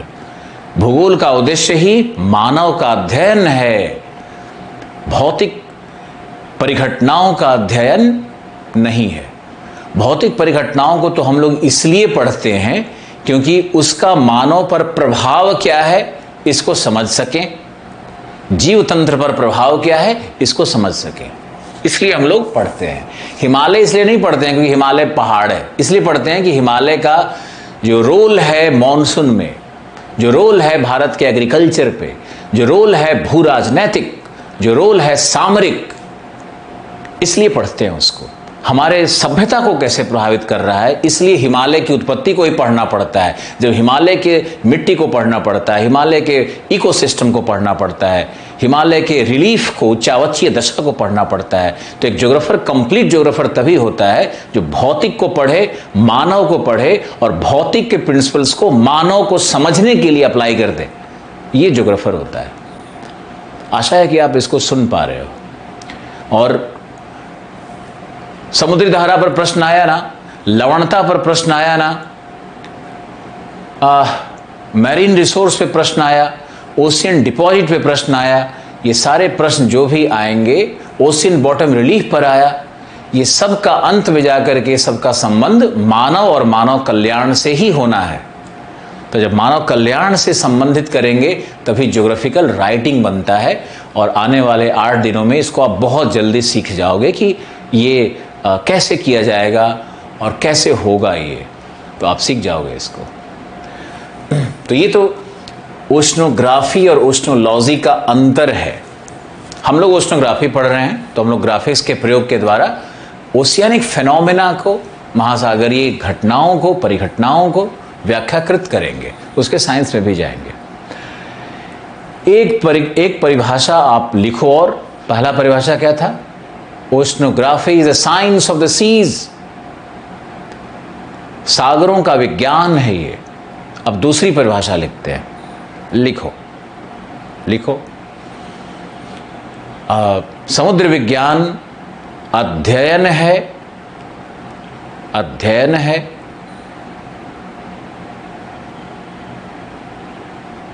समुद्र विज्ञान अध्ययन है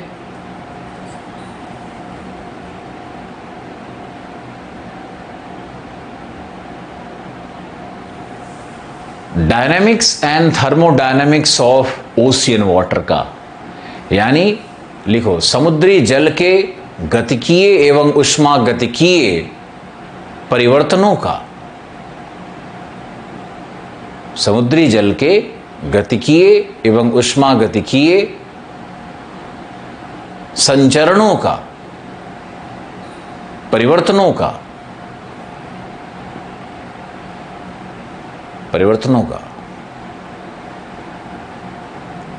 तथा नीतल पर, महासागरीय नीतल बॉटम, ओशन बॉटम, महासागरीय नीतल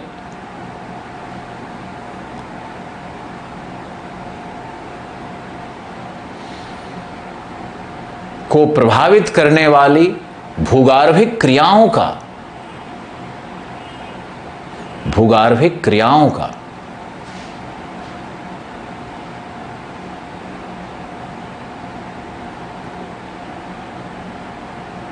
एवं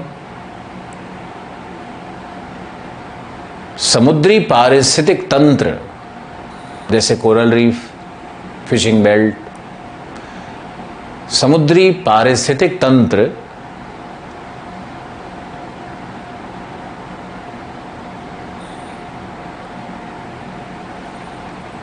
एवं महासागरीय नीतल के उच्चावच, महासागरीय नीतल के उच्चावच तथा जल के भौतिक रासायनिक गुणों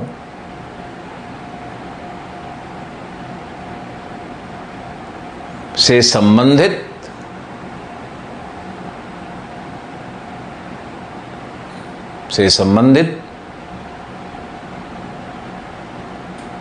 संचलन एवं परिवर्तनशीलता का,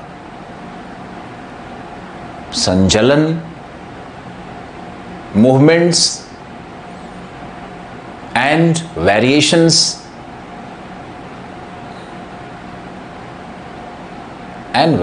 का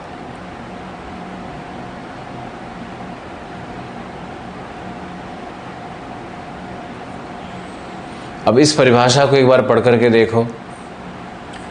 परिभाषा को आप पढ़ोगे तो आपके समझ में आएगा कि पूरे सिलेबस को इस परिभाषा ने कवर कर लिया है और समुद्र विज्ञान में क्या क्या पढ़ना है, उसके एलिमेंट्स क्या हैं, आपके समझ में आने चाहिए।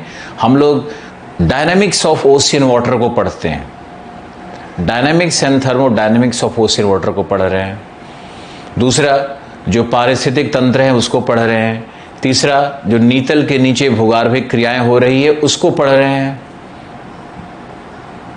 चौथा जो सैलिनिटी, लवणता या तापमान, घनत्व जैसे भौतिक रासायनिक गुण हैं, उनका क्या प्रभाव होता है समुद्र के संचलन में, मूवमेंट्स में, वेरिएशंस में क्या क्या परिवर्तनशीलता उत्पन्न करती है, इसके विषय में हम लोग पढ़ते हैं। तो ये समुद्र विज्ञान की परिभाषा है।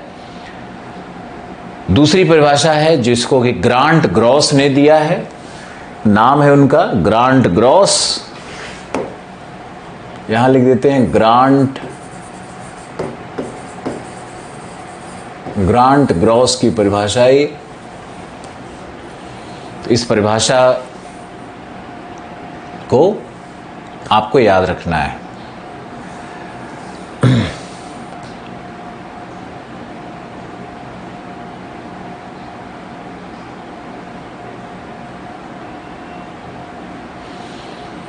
तो आज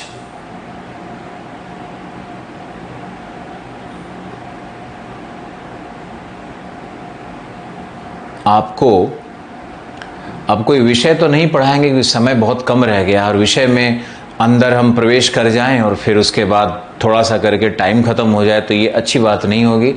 आप ऐसा करो कि आज आप एनसीईआरटी और मैपिंग करने का अपना प्रोग्राम बनाओ और कम से कम 4-5 घंटे आज आप ज्योग्राफी को दो। आपके जीएस के लिए भी काम करेगा, आपका मैपिंग भी साथ साथ होने लगेगा, तो आप एक बहुत सुदृढ़ स्थिति में पहुंचने लगोगे। आज इतना ही रखते हैं, कल से फिर कल 9 बजे मिलते हैं और कल से पूरे जो विषय अब हमारे हैं उस पर बात की जानी चाहिए, बात होगी भी और उन विषयों को गहराई से पढ़ा जाएगा। और तब तक के लिए आपका एनसीईआरटी पढ़ना बहुत ज़रूरी है। आप एनसीईआरटी पढ़ो, क्लास 11 नई एनसीईआरटी को ख़त्म करो हाइड्रोस्फीयर में। और जो लोग पढ़ चुके हैं वो एक बार दोबारा रिवीजन करें। अब कल हम आपसे क्विज करेंगे कि भाई महाद्वीपीय मग्न तट का एवरेज डेप्थ कितना लिखा है, 200 मीटर लिखा है या 100 फैदम लिखा है, ऐसे हम पूछेंगे। तो कल आपका जवाब आना चाहिए, तो मुझे अच्छा लगेगा। तो आप आज के लिए धन्यवाद। Thank you so much, take care, bye bye. कल मिलते हैं पूरे जोश के साथ।